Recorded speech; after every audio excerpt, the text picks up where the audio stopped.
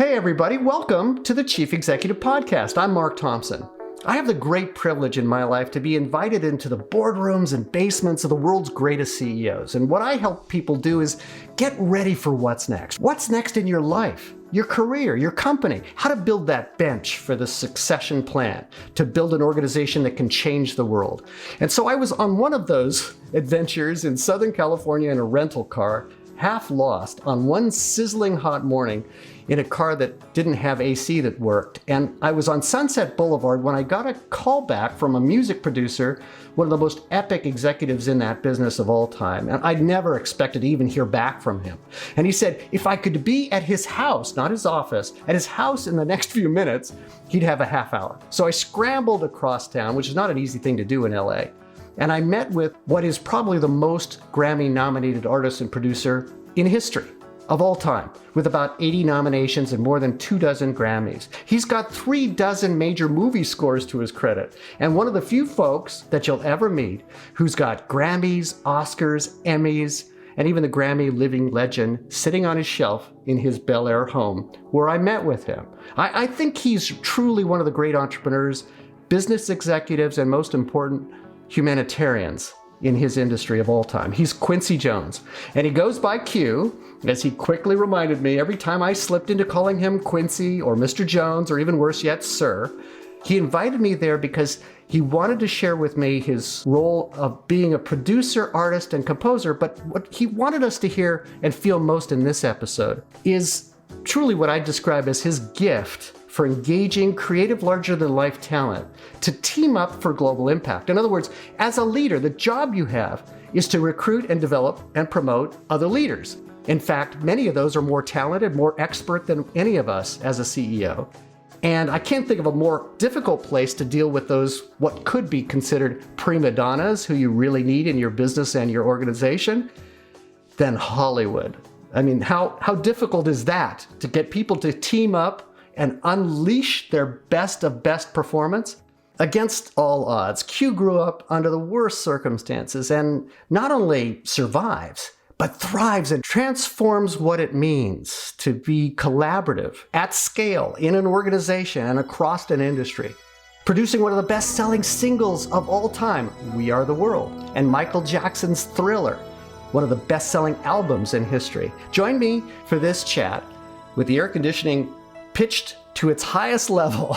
In this hot, sweaty room, we hear Quincy, oops, it's Q, tell me about how, frankly, he was able to pull together the most remarkable creative teams in history. Here's Q. I don't care whether it is leadership, integrity. When I see that pain and stuff, I know what it feels like. I've been in Louisville when I lived with my grandmother in the summertime. I used to kid people and say, my daddy used to drop us off at my grandmother's villa. Please, it was a shotgun shack in Kentucky.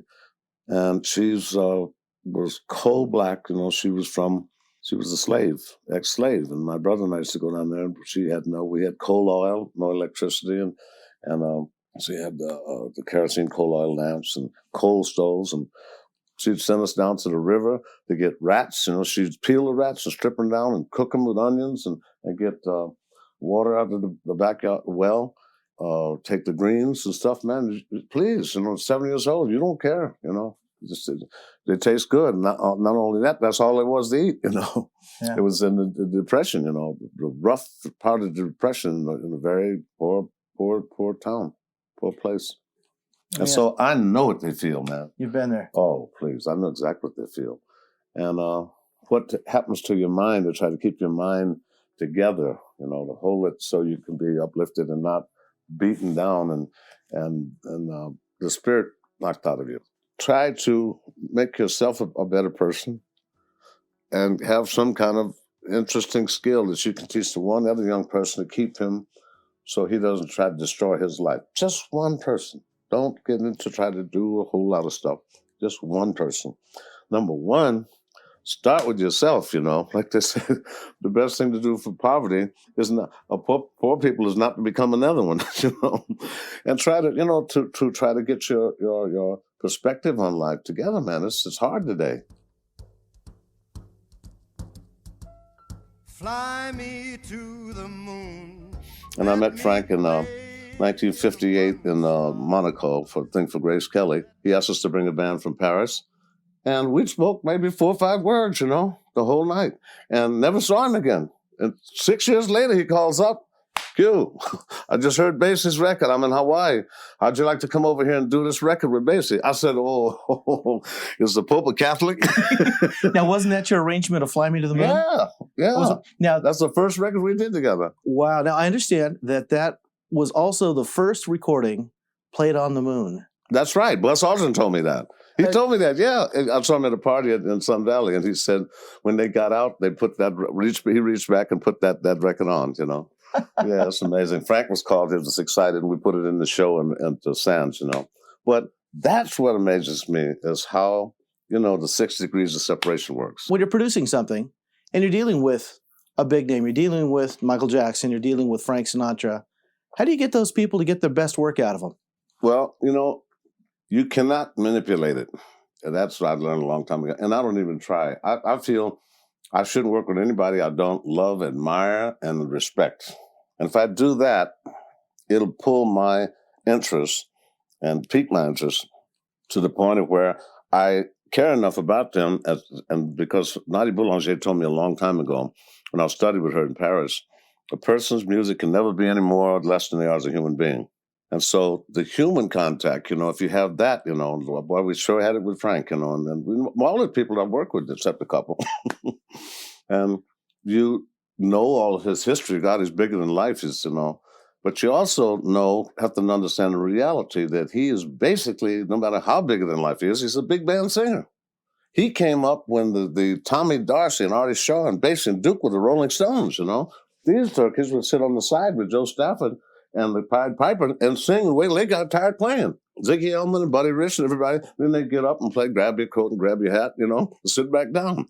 So they were not the stars at all, And they learned and they watched the greatest musicians in the world play. Those are the singers that have 50, 60, and 70-year careers. Peggy Lee, Frank Sinatra, Billy Eckstine, Ella Fitzgerald. That's why, because they were in the incubator, they had an apprenticeship. Very different from now. Kids 15 years old. She's got to get out and look like she's been doing it 40 years, It's unnatural. Because we never thought about fame or money ever. Because all of our heroes were too raggedy. Charlie Parker was laying out in the gutter trying to get another fix, And Basie and Duke and Miles. And so we didn't have that disease of it's all about the Benjamins, just for money. Not at all. I made a bet with Brian Epstein and Ringo. We were in the lobby at the Mayfair Hotel that they would never happen in the States. Archie Blyer was there with the Everly Brothers. His daughter just married the Everly Brothers. And they were kidding. He says, God, we need to call them because that was Beatles' first influence, Right. And he said, we were going to call them the four Everly Brothers. He said, that's what they wanted to call them. He said, do we like to call ourselves the two Beatles? And we made a bet. They had gone to France, bombed. Right. They were big at the Star Club in Hamburg, Germany, and a few places around. But, man, it wasn't so obvious that they I'll tell you why. They were already on the EMI with just Sir Joseph Lockwood. They were signed to them exclusively in London. He couldn't give them away. Capitol is their outlet here. The first record comes out on VJ, a black label. Did you know that?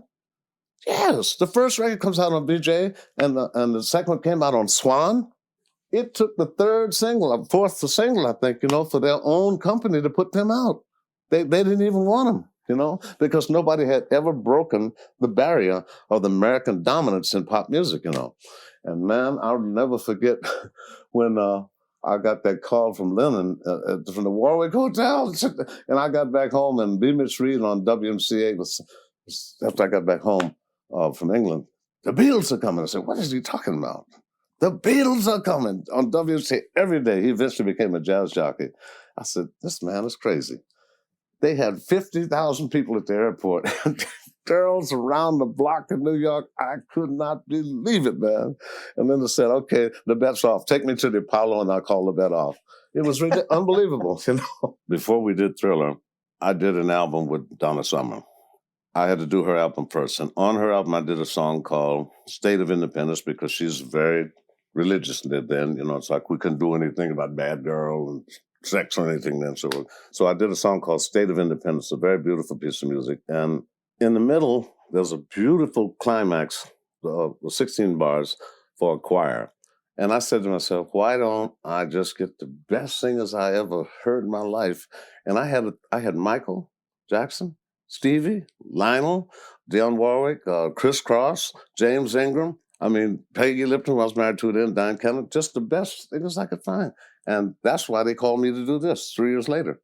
So they came in. Yeah, because they had to have somebody to stand there with these people, man. That's not, I know who I'm dealing with there, I got a call from New York. Harry Belafonte had just called Ken Cragen and Lionel Richie and said, hey, man, Band-Aid and everybody else is getting on the case and really being there for the African drought, and what is our problem? And he was right, because, that's my heart's been there all my life, And it finally was determined that we'd do a record, and all of us got on the phone, Number one, I said that we got to get a song first, And so I got Michael and Lionel to write the song, and we started to pull it together little by little. And we didn't know it was going to happen. Not at all. Please, we had Dan Aykroyd in the choir, man. We didn't know who was going to show up until we started to get Springsteen and Ray Charles and Stevie and Michael and that caliber, and everybody wanted to come, Springsteen drove up in his pickup truck, and they were serious, and the thing is, that whole thing about egos at the door, they didn't need to be told that. That was in a letter. But these people were so real, and they just wanted to do something collectively to really help. And that was the pure spirit of that night. They stayed up, and Springsteen stayed around till 10 o'clock the next morning. I even did a solo with him at 10 in the morning, and Stevie showing Bobby Dylan with this and that. That was just beautiful, man. And then, a lot of people throw rocks at it and stuff. Please, man, how can you throw rocks at something like that, I think it's part to do with your belief and your vision. You have to try to see something before it happens. A lot of people attacked all of us when I worked with Steven Spielberg in Color Purple, because if you looked at his track record, he wasn't a logical candidate to direct Color Purple, because to me, he is the king of cinema. Not to me, the whole world he is. And we were friends first, which is another good thing. We were really close friends first. And we met each other and said, let's intern each other. He was doing E.T. and I was doing Thriller. And he took me by the studio, little studio, little budget, $11 million film E.T. was. And smoke all over the place. He'd give his mask to go in. He said, come look in the camera, see what's here. And he'd come over to my sessions and we'd talk about this. And he gave me a viewfinder and I gave him a synthesizer. It was a wonderful bond, and it still is. It's like my brother. Yeah, Whoopi Goldberg, it's her first film. Oprah Winfrey, her first film. Danny Glover's almost first film. Margaret Avery. All three of them got nominations. That's when it feels good, man. It was at the height of my career. We'd just done, Thriller and We of the World and all this stuff. And that was the time to take the chance to go discover something new, And so for 2 years, I didn't listen to radio. In the process of Color Purple. When all that thing is really happening up there, that's when you go out and you do something else, and I think that's the way you grow. And you bump your head, and you do bump your head, and you scrape your elbows, and you find out a lot of things. I was around some heavyweight people, and I got to learn a lot, a lot, because we were on the set every day. Alice was there, Menno Mayes was there, the writer, and Stephen, we were in North Carolina, and Stephen was totally committed. We did 3 weeks of interiors here while his son was born, Max. 2 days after Max was born, we get on a plane and go to North Carolina with cottonmouth water moccasins and mosquitoes and 90 degrees. And he did the picture for scale. For scale. It's amazing. That's real, That's right, man. The hottest director in Hollywood. And that was real. Let me ask you, you have been awarded just about every major award you can conceive of for performing. There's Grammys and Oscars and Emmys and more than I could possibly list. We go 200 years from now. The historians are looking back now. What would you like them to be saying about Quincy Jones? Hi, Q.